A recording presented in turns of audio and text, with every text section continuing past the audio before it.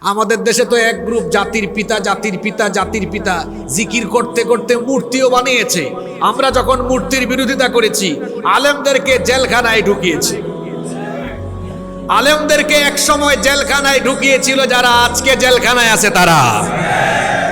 এক মাঘে শীত যায় না। আলেমদেরকে অপদস্থ করার পরিণতি কখনোই ভালো হয়। তবে আলেমরা জেলখানায় গেলেও সম্মানে থাকে। আলেমরা জেলখানায় ছিলেন, দেশের মানুষ আলেমদেরকে দেখলেই দোয়া করেছে, চোখের পানি ছেড়েছে। আর এই জালেমগুলোকে দেখলেই আদালত চত্বরে মানুষ শুধু জুতা আর পচা ডিম নিক্ষেপ করে। এইরকম করে মানুষেদের প্রতি ঘৃণা বর্ষণ করে। কিন্তু আলেমরা বাহিরে থাকলেও সম্মানে, জেলে থাকলেও সম্মানে। ঠিক না বেঠিক? আল্লাহ আমাদেরকে ইজ্জতের হায়াত আর ইজ্জতের মৌত দান করেন।